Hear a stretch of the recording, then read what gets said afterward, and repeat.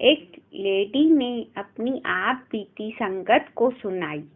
मेरा जो परिवार था, मायका परिवार, पूरा सत्संगी था, बाबा जी को बहुत प्रेम करता था और मुझे शादी से पहले ही भजन सिमरन मिल गया था।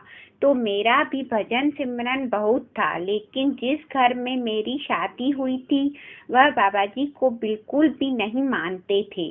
जब मेरी शादी हुई, मेरे जो हस्बैंड थे वह बहुत अच्छे थे, परिवार भी ठीक ठाक था, लेकिन मेरे जो हस्बैंड थे वह मुझे कभी मना ही नहीं करते थे। वह भी मेरे साथ डेरे आने लगे। उनकी सरकारी जॉब थी। मैंने भी अपनी नौकरी के लिए अप्लाई किया तो मालिक ने मेरी भी सरकारी जॉब लगा दी। हम दोनों सरकारी जॉब करने लगे। शादी के कुछ समय बाद ही मालिक ने हमें एक बेटी दी। बहुत ही हमारा परिवार खुश था। मेरे हस्बैंड ने भी नामदान ले लिया। वह भी सत्संग पर आने लगे, सेवा पर आने लगे, लेकिन इस चीज से जो हमारे परिवार वाले थे, ससुराल वाले थे, जो और लोग थे, वह बहुत घृणा करते थे और इस चीज से जलस करते थे कि यह पता नहीं किस बाबा के पास जाती है और इन्होंने हमारा जो बेटा है वह भी अपने कब्जे में कर लिया है। ऐसे ही समय बीतता गया। जब ऐसे ही समय बीतता गया, मेरी बेटी 4 साल की हो गई। जब तुम्हारे अंकल जी अपने काम के लिए जो नौकरी करते थे, जब बाहर जा रहे थे, पूरा उन्होंने काम कर लिया। शाम का टाइम था। जब वह वापस आ रही थी तो उनका बहुत ही भारी एक्सीडेंट हो गया। जब एक्सीडेंट हुआ तो उनकी वहां पर ही मौत हो गई। कहीं हम लेकर जा भी नहीं सकते थे, ना कोई नब्ज चल रही थी। वहीं के वहीं उनके श्वास निकल गए। जब घर पर पता लगा सारा कुछ हुआ, बहुत चिंता हुई। सभी का रो रो कर बहुत बुरा हाल हुआ। मेरा भी कोई हाल नहीं था। बाबा जी से भी कुछ कहने को मन नहीं कर रहा था। मन में बहुत विचार आए, बाबा जी यह आपने क्या किया है, कुछ समझ में आ ही नहीं रहा था। सारा जो भी उनका काम था वह हुआ, सारा कुछ हो गया। लोग आए, बातें की, उन्होंने की, तुम्हारे बेटे को यह खा गई है, पता नहीं किस बाबा के पास जाती है। ऐसे ही 1-2 महीने तक हमारे घर लोग आते रहे, मेरे सास ससुर को भड़काते रहे। बड़ा मन दुखी था कि यह क्या हो रहा है। समय बीतता गया। एक दिन परिवार वालों ने मुझे धक्के मारकर मुझे और मेरी बेटी को घर से निकाल दिया। कहने लगे कि तुम्हारे जो बाबा के चक्कर में हमारा बेटा तो खा ही गई हो। अब ऐसा ना हो कि हमारे परिवार का कोई और सदस्य तुम्हारी चपेट में आए। मुझे तो इस घर से कुछ चाहिए ही नहीं। सरकारी जॉब है मेरी, मैं अपना कमा लूंगी, खा लूंगी, लेकिन घर पर मुझे एक कमरा ही रहने के लिए दे दीजिए। नहीं माने, घर से निकाल दिया। मायके चली गई। मायके वालों ने 2 से 4 महीने तो बड़े आराम से रखा।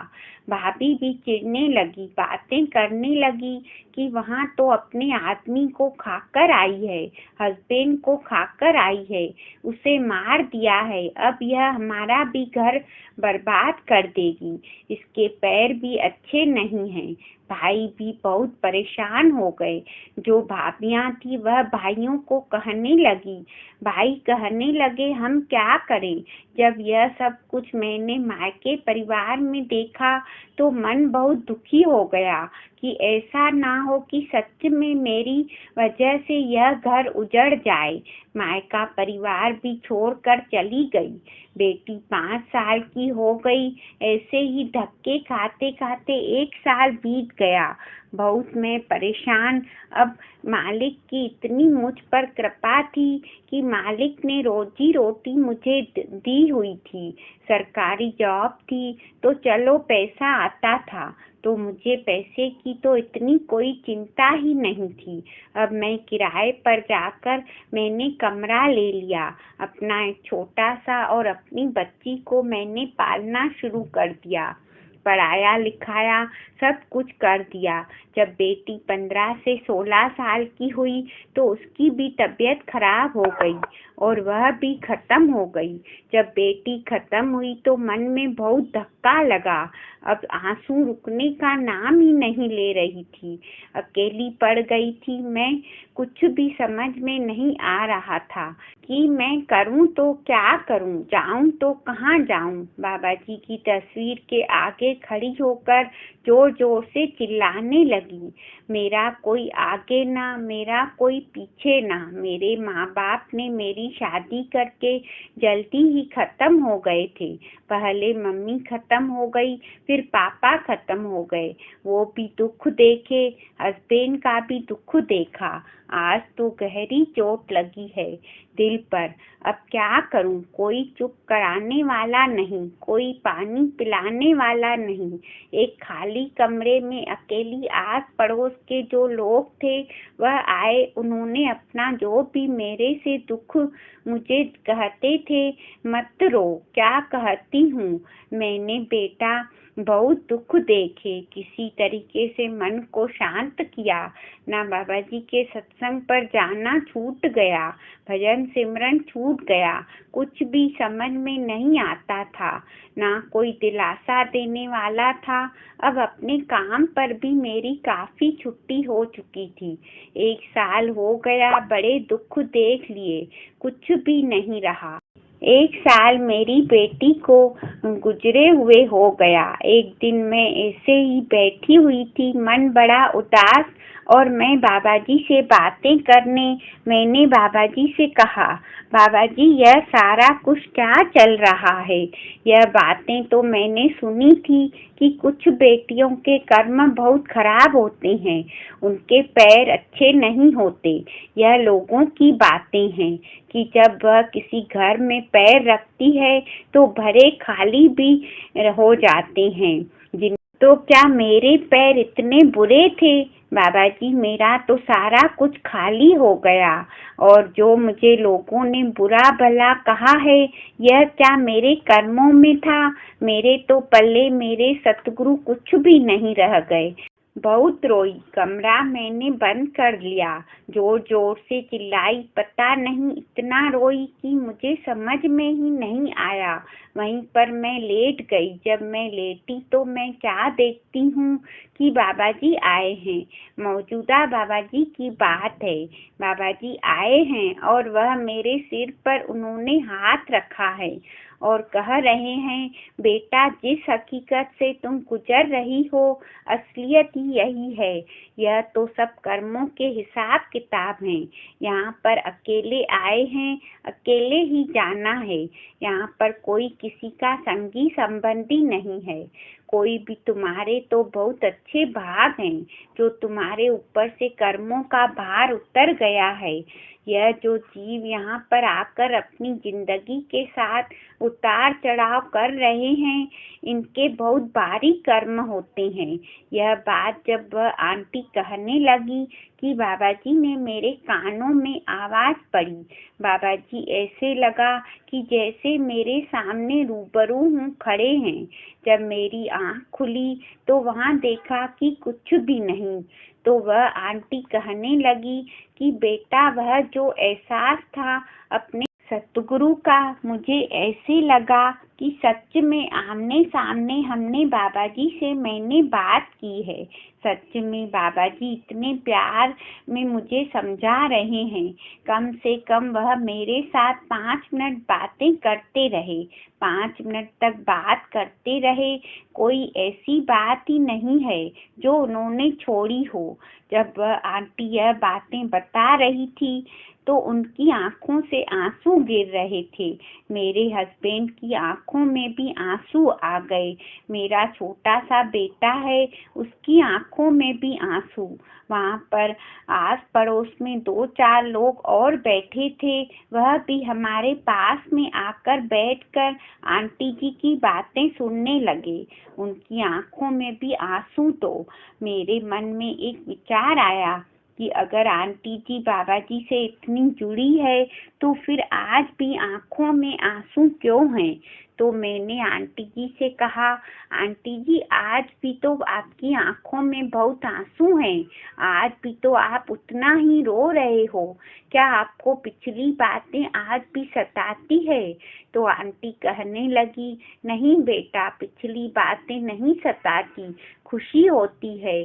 खुशी इस चीज की होती है कि मेरे पास हजारों मुसीबतें आई, दुनिया ने साथ छोड़ दिया, लोगों ने बातें की, मुझ पर तरह तरह के आरोप लगाए, गंदे भी अच्छे भी, किसी चीज का कोई सहारा ही नहीं था मेरे पास, लेकिन मेरे मालिक ने मेरा साथ नहीं छोड़ा और उस मालिक ने मुझे भी अपना साथ नहीं छोड़ने दिया। आज दुनिया इतनी दुखी हो जाती है कि बेटा लोग इधर उधर भागने लगते हैं और अभी मालिक ने उनकी झोलियां हर चीज से भरी होती है, किसी चीज की कमी नहीं होती, लेकिन तब भी वह यहाँ पर भी आती है, गुरु घर और पता नहीं कहाँ कहाँ जाती है, सिर्फ अपनी खुशियों को पाने के लिए। लेकिन जिस दिन मेरे सतगुरु ने मुझे यह संदेश दिया था कि बेटा हकीकत यही है, अकेले आए हैं, अकेले ही जाना है, जिंदगी का सच तो यही है, यही हकीकत है। जब उस आंटी ने मुझे यह बात बताई तो सच में ही आंखों से आंसू आ जाते हैं, किसी की भी आंखों से आ जाएंगे। और उस आंटी के ऊपर जो नूर था वह उस मालिक से एक मिक था। एक मिक वह आंटी कहने लगी, बेटा मेरी तो कोई चाहत ही नहीं है, मैं तो मालिक से रोज अरदास करती हूँ कि बाबा जी ले जाओ मुझे यहाँ से, मुझे किसी की जरूरत नहीं है, क्योंकि बेटा जिस सतगुरु को मैं यहाँ आकर देखती हूँ ना, हमेशा मेरे साथ रहते हैं, मुझे चाहे अभी मौत आ जाए मुझे कोई परवाह नहीं है, क्योंकि हकीकत ही यही है। यह जो हम लोग यहाँ पर चीजें देख रहे हैं यह तो व्यर्थ है, सब कुछ झूठ है। उन आंटी जी से मेरी वहाँ पर हम 2 से 3 घंटे कैसे निकल गए पता ही नहीं लगा। आंटी जी जब बातें कर रही थी तो उनके मुंह से ऐसे लग रहा था जैसे मोती गिर रहे होते हैं। अपने गुरु के सेवक, गुरु से प्यार करने वाले एक हम लोग, हमारे मालिक ने खुशियों से झोलियां भरी हुई, इतनी खुशियां दी हुई है हमारी झोली में, लेकिन शिकवा शिकायत करने का हम मौका नहीं छोड़ते, बिल्कुल भी मौका नहीं छोड़ते। जब आंटी जी की मैंने बातें सुनी तो मेरे मुंह से सिर्फ एक ही बात निकली कि शुक्र है मालिका, तेरा शुक्र है, तूने तो हमें बहुत कुछ दिया है, लेकिन हम तेरा शुक्राना कभी करते ही नहीं। हमें भी मालिक से जुड़ना चाहिए, उनका शुक्राना करना चाहिए, क्योंकि जो सतगुरु से मिलकर हमारे मन में शांति आ सकती है वह कोई और चीज से नहीं, किसी चीज से नहीं। तो हमें मालिक का शुक्राना करना चाहिए, सिर्फ और सिर्फ मालिक से मालिक को मांगना चाहिए, क्योंकि कर्मों का हिसाब किताब बहुत बड़ा है, वह भी काट सकते हैं, हम कुछ नहीं कर सकते। हम तो अपने आप को नहीं पहचान सकते, अपने आप को नहीं समझ सकते, और हम मालिक में कमियां निकालने पहुंच जाते हैं कि मालिक ऐसा है वैसा है।